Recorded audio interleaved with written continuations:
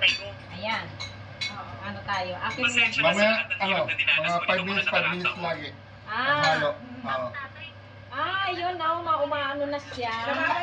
Nagiging ano siya, malangis na. Oo, naglalangis na nga siya, Mas maganda. Ganon pala. Ayan, naglalangis na siya, guys. Tapos, pag naglalangis na siya, pabayaan natin ng 5 minutes. Tapos, hahaluin ulit. Mas madali talaga ito sa inyo, kuya. Oo, kasi yung alam ko. Yung alam ko, talagang simula sa, ganun na talagang hirap.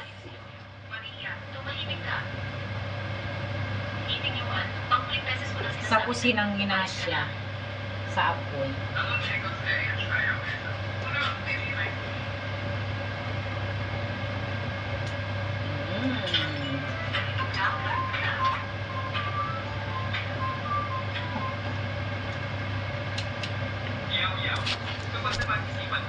Nagluluto tayo.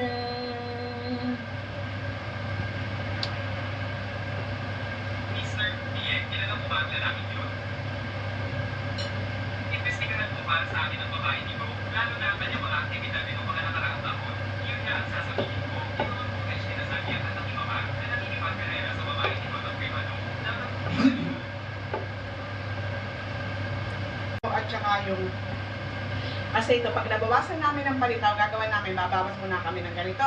Baka bago sa kaya, gayon ang gagawin ng dudok-dukin yan. Itong palitaw ito, saka yung dudok-dukin.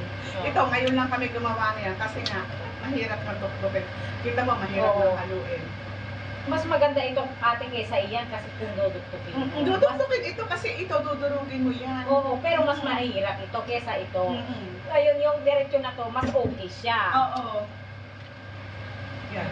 Pag every 5 minutes, saka mo na lang haluin. Oo, yun nga. Hindi, kung talagang sa Pilipinas, yung talagang napakasarap na ginagawa. Tapos ito din ay isang gata, Oo, isang gata din. isang malagkit din. Bali, naragdagan ko ng kaunti lang na malagkit.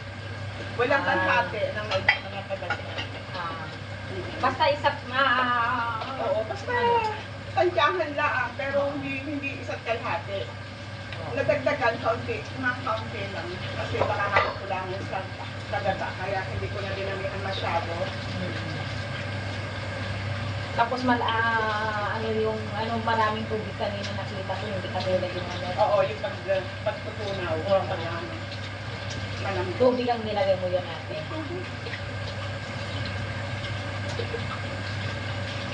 Ayan guys, ang ating kalamay.